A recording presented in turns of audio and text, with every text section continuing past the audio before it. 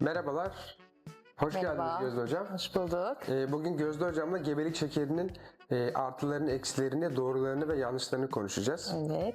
Gebelik şekeri gebelerimizde ciddi anlamda kaygı yaratan, endişe yaratan, Doğru. onları tedirgin eden, sonrasında zamanında müdahale edilmediğinde de ileride şeker hastalığı riskini, yani bu şeker yüksekliğinin kalıcı olması riskini artıran bir durum. Gebelik şekeri sadece çok şekerli yiyecekler tüketilince mi olur? Önemli bir konu gebelik şekeri. Sadece annede kalıtsal olması için değil, bebeği de korumamız gerekiyor gebelik şekerinden. Şöyle yapıyoruz. Sadece şeker tüketen annelerde olmaz tabii ki. Nasıl olur? Gebelikte zaten bir takım hormonların salgılanmasıyla vücutta belli bir insülin direnci oluşur. Bu beklediğimiz bir şeydir. Gebelerin kan şekeri hızlı yükselir, hızlı alçalır.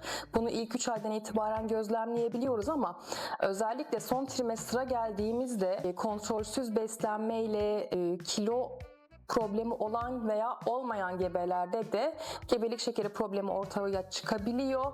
Bunu öngörmek, önceden planlanan testlerle tespit etmek mümkün.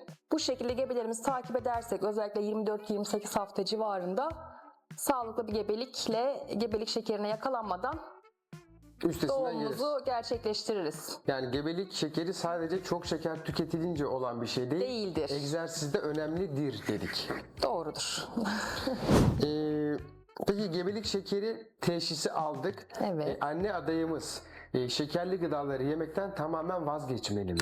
Şimdi şöyle yapıyoruz. Gebelik şekeri teşhisi konduktan sonra ilk önce bir annenin şekerlerini regüle etmek için sıkı bir diyete sokuyoruz. Yani diyet derken beslenmeyi kesmek değil, karbonhidrat kısıtlı beslenme diyelim. Vücudun insülin dengesini sabit tutabilmek için, ki bundan dahiliye uzmanlarından ve diyetisyenlerden, beslenme uzmanlarından yardım alıyoruz bu süreçte.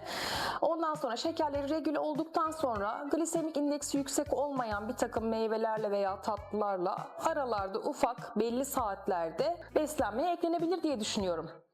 Tabii yani rafine şekerlerden uzak durun diyoruz. Kan şekerini ve insülini hızlıca pik yaptıracak ve daha sonrası hızlı yükselen şekerle birlikte hızlı düşüş kaçınılmazdır.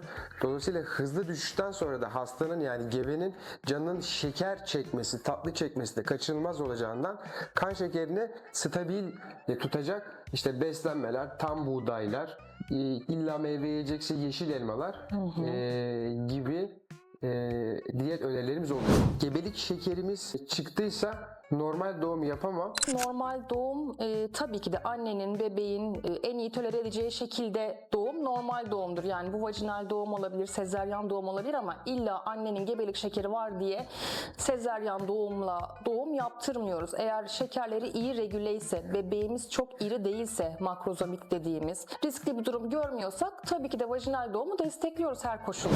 Şekerli içecekleri pipetle içersem, böyle yavaş yavaş içersem bana çok zarar Vermez mi deniyor? hocam? Çok güzel bir soru. Mantıklı mı? Yok, değil. Mantıklı değil kesinlikle. Özellikle içmesek gebelikte şekerli içeceklerle ilgili şunu söylemek istiyorum. Paketli gıdalara kesinlikle gebelik beslenmesine yer verilmemeli. Gebelik şekeri olsa da olmasa da. Hele ki meyve suyu gibi evde sıkılmış bile olsa, ben polikliniğimde özellikle bunu konuşuyorum. Meyve suyundan hoşlanmıyorum. Meyveyi kendisinin tüketmeliyiz. Gebelik şekerimiz olmasa dahil. Meyvenin çünkü fazlası, her şeyin fazlası zararlı. Tabii ki de meyve suyu da içmeyeceğiz gebelikte. Pipetle de olsa. Beraber tüketmek daha sağlıklı. Evet, yani kendisini yemek daha sağlıklı. Büyük bebek doğurdum. Evet. İri bebek, böyle tosuncuk, Evet, tosuncuk. tosun doğdu. Gebelik şekeri ne mi bağlıydı acaba? Gibi sorular da oluyor. Evet. Yani kaç kilogramın üzerinde mesela gebelik şekeri mi vardı acaba diye endişe duyup doktora gitsinler gebelerimiz doğurduktan sonra. Evet. Şimdi şöyle, makrozomi dediğimiz, yani bebekte irilik şu şekilde oluyor gebelik şekeri olanlarda. Özellikle karın çevresi iriliği şeklinde. Haftasına göre 2 hafta ve üzerinde iri ise bizim aklımıza bir soru işareti, ünlem işareti geliyor bununla ilgili. Bebeğin kesesindeki suyu, yani bebeğin anne karnındaki suyunun fazla olması bizi gebelik gebelik şekerinden şüphelendiriyor ama artık bunlar geç kalınmış teşhisler olur. Bunlar oluşmadan teşhis etmek önemli. Artık makrozomik olduysa bebek 4 kilonun üzerinde doğabilir ama her 4 kilonun üzerindeki bebek şeker hastasının bebeği midir? Değildir. Gebelik şekerinde anne sağlıklı besleniyorsa bebek iri olmak zorunda değil. Yani illaki 4 kilogram üzerinde bir bebeğimiz oldu. Şeker hastası. Bu biz gebeyken şeker hastasıyız demek değil. Doğru değil, evet. Şeker yükleme testini yaptırmaktan kaçınan hastalarımız Çekinenler var, evet, İşte çok, ben çok, zayıfım. Bende gebelik şekeri olma Çıkmaz gibi ihtimali düşük düşünceler gibi bir oluyor.